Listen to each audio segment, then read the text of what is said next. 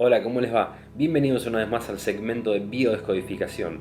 Hoy vamos a hablar acerca del foco de Hammer. ¿Qué es el foco de Hammer? Es una afección muy puntual que se produce en el cerebro. Primero tengo que hablar del estrés y ubicar que hay distintos tipos de estrés. Estrés psíquico, estrés físico, por ejemplo. Cuando la persona está sometida a estrés psíquico, no necesariamente deviene en un problema físico. Con una terapia, hablándolo, elaborándolo, procesándolo y tomando acciones, ese estrés puede mermar, incluso puede desaparecer. Pero ¿en qué momento pasa de ser un estrés psíquico a un estrés físico? Una de las causas es que se produce un sobreestrés. ¿Qué quiere decir? Que supera el umbral de tolerancia de cada persona en particular. Lo que una persona tolera puede ser algo dramático para otra, va a ser en cada caso en particular, pero de todos modos, cuando supera ese umbral puede producir un trauma físico. Y por supuesto, el nivel de tolerancia al estrés va decayendo en la medida que éste sea permanente. Cuando la persona está sometida a un estrés permanente, su capacidad de lucha, de resistencia frente a ese estrés va mermando y va decayendo. Y ahí es cuando se produce un daño físico. A su vez existen 4 factores que tienen que converger para que el conflicto pase de ser psíquico, psicológico, a físico. Cuando una persona se enfrenta a una situación desagradable, lo que determina su salud va a ser su propio abordaje y no la situación en sí misma. Si la aborda de un modo dramático, inesperado, vivido en soledad y sin una solución aparente, el cerebro hace el foco de Hammer. Decimos que es dramático justamente porque al prolongarse durante tanto tiempo, la persona pierde la capacidad de resistirse a ello, con lo cual toda su vida se ve afectada, todas las áreas, la persona está en un estrés permanente. También puede ser inesperado, es decir, un accidente, la muerte de algún ser querido, o incluso que te echen del trabajo, cualquier situación que no viste venir, con lo cual no podés prevenir justamente, no podés tomar acciones previas para amortiguar el impacto.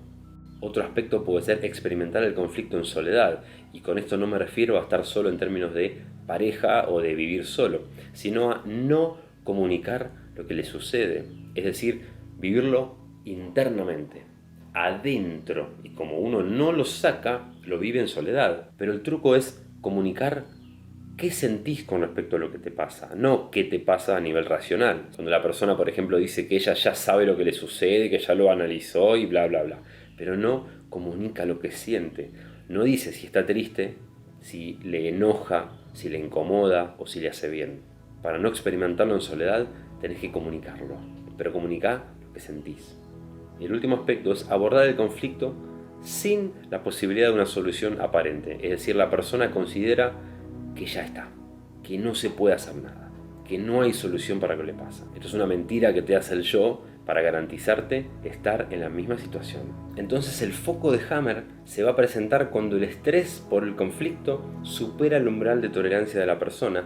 El cerebro lo que hace es bajarlo a la biología, como se dice. Lo baja, lo pasa de un plano psíquico, energético, a un plano físico y afecta un área del cerebro. Como mecanismo de supervivencia, el cerebro focaliza ese estrés sobre algunas células cerebrales, es decir, compromete, limita el funcionamiento de algunas células cerebrales que se corresponden con algún órgano. Luego de ejecutar el mecanismo de constituir un foco de Hammer, el cerebro comienza y sigue funcionando de un modo normal. Pensemos que frente al conflicto, la persona experimenta una sobrecarga bioeléctrica en su cerebro, que afecta a todas las áreas y que si sigue así, puede ocasionar la muerte o la pérdida significativa de alguna función. Entonces decide concentrar toda esa actividad eléctrica, bioeléctrica, en una zona en particular, como ya dijimos. ¿Para qué?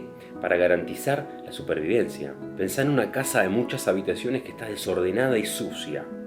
Es lo mismo que tomar toda esa suciedad y esas cosas y ponerlas en un determinado cuarto y cerrar la puerta.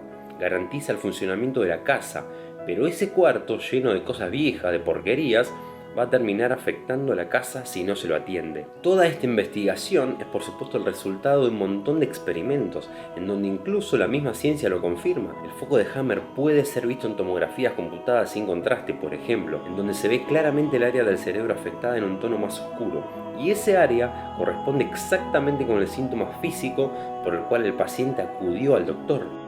Es decir, el cerebro hace foco sobre un área en particular que controla, por ejemplo, el estómago. Entonces, en base a la relación estómago y foco de Hammer es donde interviene la biodescodificación y actúa sobre ese nexo emocional entre causa y síntoma. Si querés profundizar al respecto, contactate con nosotros y coordinamos una sesión personalizada. Y recordá que tu cuerpo manifiesta lo que vos callás. Chau.